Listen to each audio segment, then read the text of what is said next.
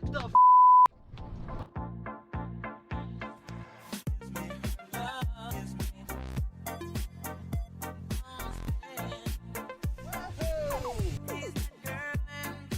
Some of you may recognize this EG hatch here if you've been with the channel for a while.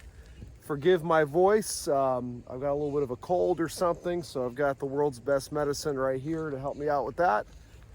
So this here, you've seen enough of me and my hat. This here is my 1995 Honda Civic EG hatch. I bought this car back in 2017.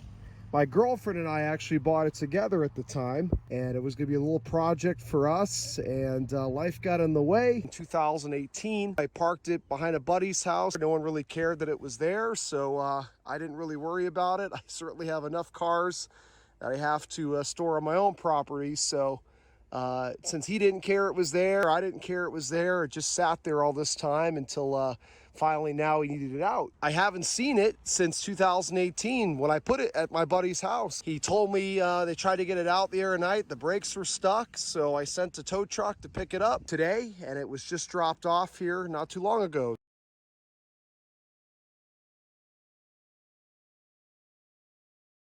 We did do some work to it though before it got parked. I did a professional Krylon paint job on this car.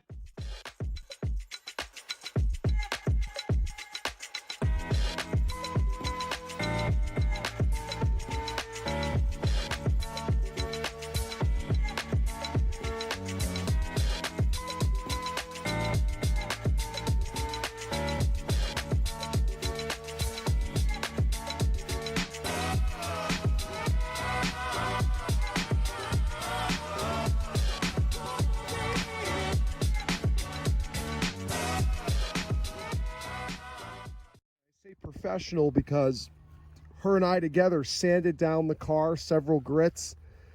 Then I sprayed it with those big jumbo Krylon cans. I did a flat white because I knew, being someone who doesn't paint cars regularly, that if I tried to do it a glossy white, there would probably be tiger stripes everywhere. So I did a matte white and then I did a matte clear, and it actually looked pretty decent. It almost looked like it had a flat white wrap, and I can see even underneath all this dirt and mold that it still looks pretty decent. So that did not cost much to do. It was under $100 and an evening of labor. The reason why we spray painted this car is because it's definitely not a perfect car. It's far from it. And this is how it was when I got it. This is not from my own neglect. A couple things have happened from my own neglect, but overall this car was very rough and already pretty neglected. So just getting my first impressions of the condition. I've already walked around and looked it over before filming. The worst thing that happened to it since being parked, the windshield cracked.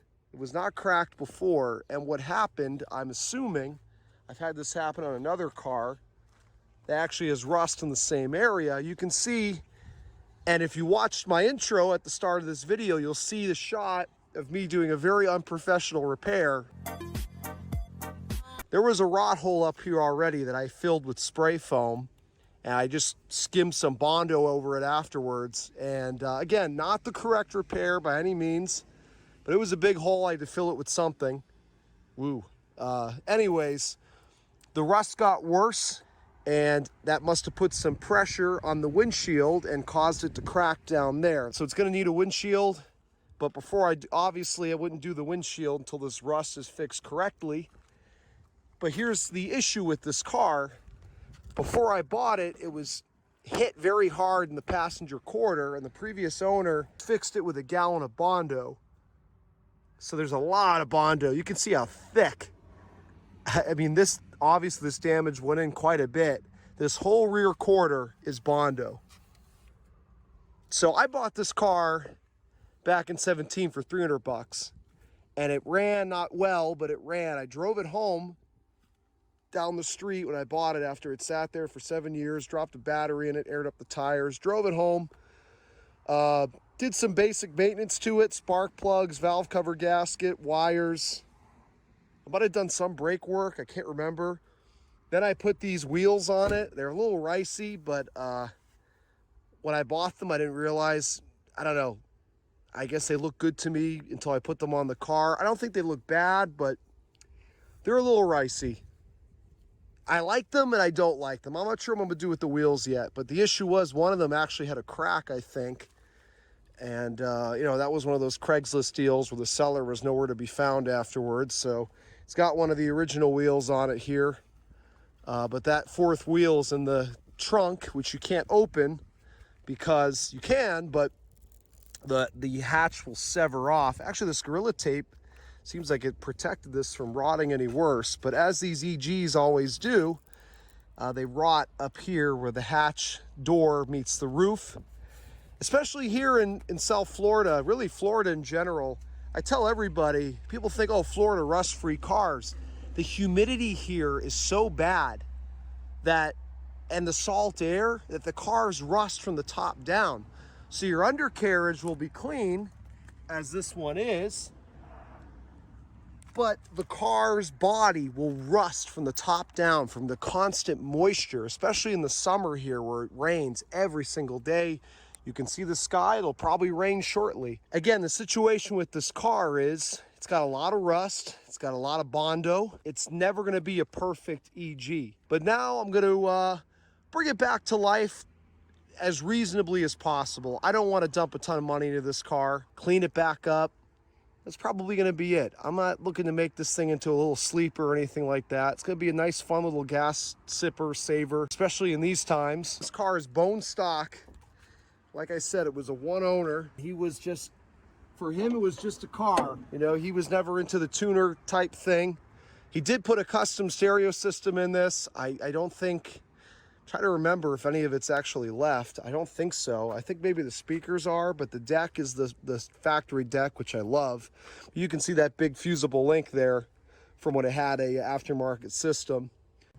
The compressor seized, the belt's missing. That's how it was when I bought it. I never disconnected the battery, which was not very wise. Well, that battery's junk now anyway. It's been so many years. Radiator looks bone dry. And again, no one started this thing since I put it there in 2018. The brake fluid, well, it's actually not bone dry, but it's low.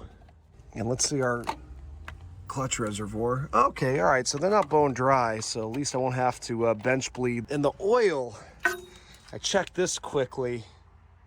It looks kind of watery to me. I gotta feel the viscosity off camera. The brakes were totally seized, as I said before, and that's why I sent the tow truck to pick it up. Otherwise, I just would have went with my dolly and pushed it right on. But funny enough, as the guy was winching it out of the backyard with the tow truck, of course, the brakes broke free. So now it rolls nicely. Just dirty in here from sitting. I got a lot of scrubbing to do. I'm not looking forward to it, especially being sick. 230,000 miles. That's mold on that steering wheel, by the way. 5-speed manual, that's really the main reason I wanted this car. You know, it's a manual hatch. They're getting harder and harder to find. But it's a stock interior, aside from these tweeters that were added in the doors. Very base car, which I love. Crank windows, manual locks. It actually does have an aftermarket alarm system that works with an auto starter. I guess, you know, you could use that down here, get your AC cranking. Is this the key in my pocket? Yeah. I'm gonna get to cleaning this thing. I'll set up some sort of time lapse or whatever. And from there, again, battery, fluids, and that'll be the first phase of this. And then when I get it going down the road, I'll see what it needs from there. Let's get started.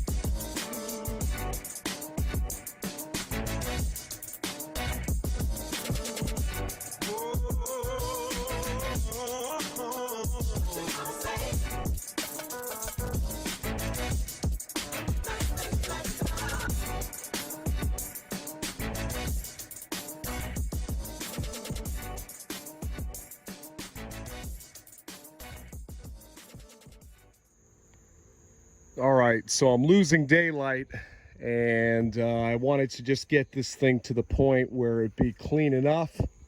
Definitely not a professional detail. And you can see they're a lot cleaner. All the mold's out. The seat, I got it much cleaner, but again, it was pretty soiled, so it's gonna take several extractions to really get this thing clean. You saw the paint. I know it's kind of hard to see now, but overall in pretty okay condition, considering I just spray painted this. It looks like the clear is failing. That's what you're seeing there. So it is what it is. It's very presentable right now. Definitely nice enough to drive around. I think it looks pretty good overall. Definitely cleaned up nice. I cleaned up the engine a bit too. Again, it's a little dark, so it's hard to tell. Okay, so it's the next day. I'm not going to do too much with the EG today, but it should be enough to wrap this video up. I just want to get it running and driving. It shouldn't take that much. It's an old Honda. By the way, it's a D15. My cousin, who's a big Honda guy, told me where to look, and I probably couldn't have seen it before anyway, but since I kind of pressure washed some of that crap off the engine and transmission yesterday, you can see there, D15. What I'm going to do today is just top off the fluids. I've got another battery in there right now, which still needs a charge. So the oil to me,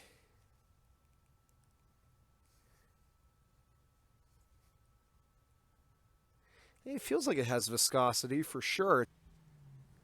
Yeah, I mean, it's got viscosity, so I'm going to go ahead and start it on this oil. I mean, this thing had a fresh oil change by me sometime before it was parked. It's not like it's 10, 15-year-old oil.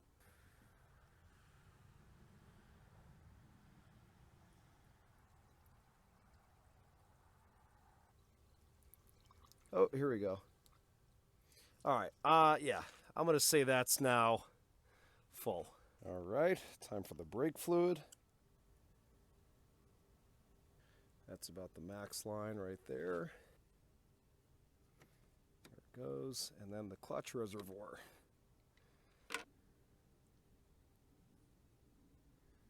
Right about there. That's pretty dirty, the clutch reservoir. The brake fluid reservoir didn't look so bad. I might have to do an exchange on this.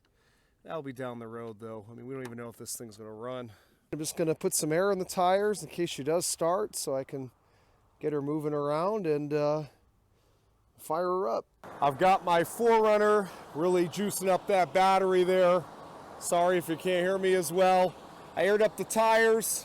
It sounds like the alarm's going off again. Let me see. Yep, see the blinker.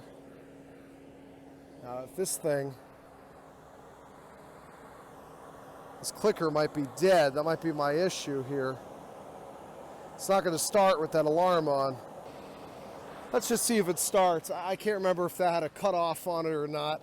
My first time sitting in this thing since 2018. Oh man. No, we definitely don't want that. I think it's not going to let me start it with that alarm going off. I wonder if this...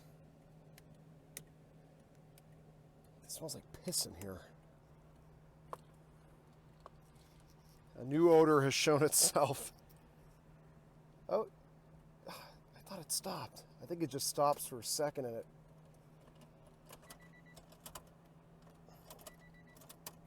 Oh, it's got almost a full tank of gas. That's great. All right, let me, clearly I'm gonna have to find a battery for this key. All right, just my luck. It's one of these batteries. I don't have any of those around. Not to mention there was a little screw that held this thing together. They give you the tab to pop it open. You know, pop a key in there to get the cover off, and they put a screw too. What if you're out in the middle of nowhere and you don't have a miniature screwdriver with you? I'm gonna see, the alarm stopped going off. Let's see if it forgot. Ooh, I think it did. No more blinking, I don't think. Foot on the clutch. Come on, baby.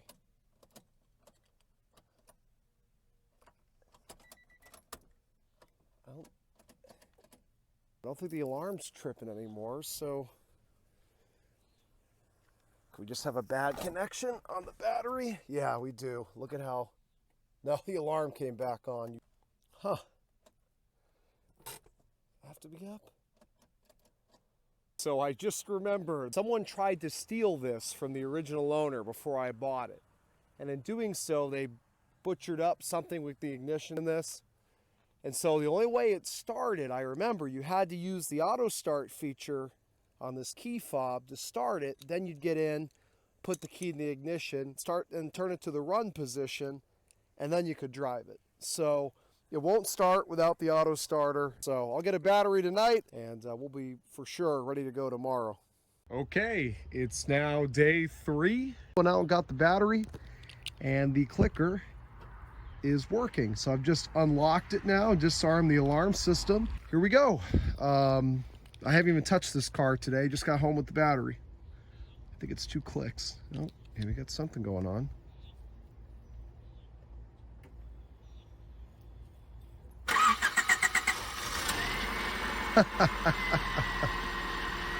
You'd think I just started this thing yesterday. That's unbelievable. This has been sitting, this has not ran since like early 2018. And it just fired, it didn't even, it didn't even struggle. And it really sounds great. I didn't even hear any chatter from the engine. I mean, it started right up and it seems to be running smooth. I'm truly shocked. I mean, I thought there would have been a couple of cranks. I would have had to do it a couple of times. Maybe it would have ran a little rough at first. I mean, let's see what we got with the tailpipe. I mean, it's not even misfiring. At least not yet. With that old gas in it. That's unfortunate. And it's got, I mean, it literally has a full tank. Although I probably paid a heck of a lot less for that tank of gas back then than what it would cost today. So, well, let's not waste any time. Let's go for a drive. I'll probably just drive it on my farm first, and if everything feels good, then I'll take it out in the street. All right. The way these headrests are designed, I've got the perfect tripod. That's just the exhaust, I'm assuming. My first time revving it, the gas pedal was like stuck. Gotta put the key in afterwards, obviously, with the auto start. Yeah, all right, there we go. So now I should be able to, there we go.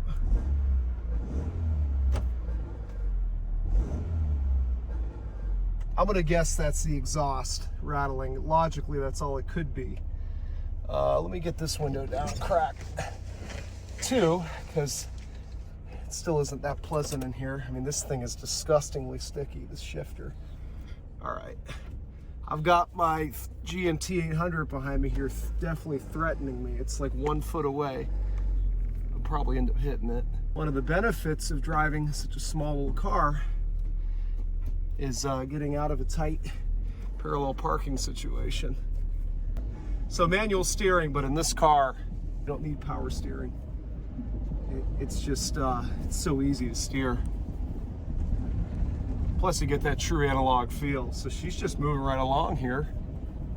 no problem at all. Now the hatch light's on because the hatch doesn't close properly because it's rusted. That's why that's on, but it's not keeping any lights on, so I don't think it'd be too much of a battery drain issue. I couldn't get a battery for this thing last night. They didn't have this size, so in stock. So just running the S2K battery in it right now. But I gotta get it out on the road. I mean, you know, driving around the farm, yeah, it's cool, but I want to really get it out to speed, get it through some gears. Let's go over here. Gotta check on my grove anyway. Got a lot of Simmons avocados that are getting close to being ready to be picked. I got a lot of work coming out to do on the farm, a lot of picking to do. I got some air potato here. Wow, that just happened overnight. Not literally, but I mean, that wasn't there a couple weeks ago. Here, I'll use the, already put in the Honda to farming work here. Just go ahead and pull that right out. Put that over here in that pile. See, already putting her to work. I can't believe how well this thing is running. It's truly remarkable. I mean, it's definitely not a first. A lot of my cars out here I bought, they had sat for over a decade and they ran this well. But, you know, it still always surprises you a little bit.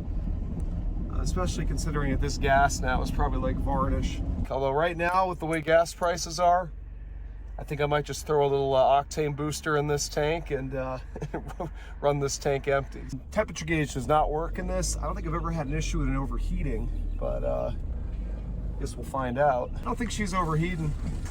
I don't hear anything hissing yet. All right, here we go. Come on, Mama. There we go. I haven't driven this clutch in a while. Camera might shake a little bit. Just because the car's shaking a little bit, just the tires are flat spotted. No problem at all. And it's not misfiring. I mean, I can tell it's running on all four. It's running well.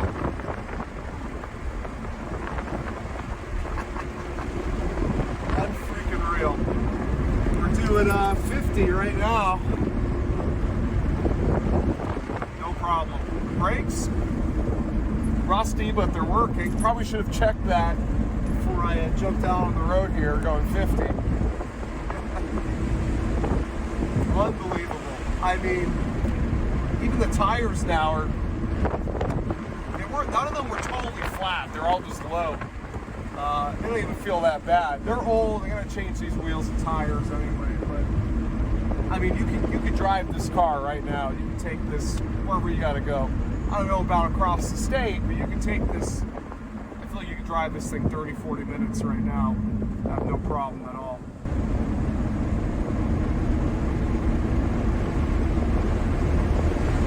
Hey, look at her go. Just let's go, no problem. She's loving it.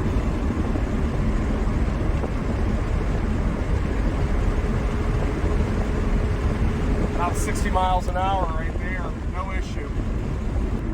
She's doing great. What do you expect from an old Honda, right? These things are as reliable as can be. And just one of a million examples of that right here. So that's going to do it for this video. It's probably been long enough at this point. So what's coming up next? Second video, whenever that will be. Brakes, tires, wheels, the basics. I'm not, like I said, I'm not really going to mess with the cosmetics until I've got proper storage for it.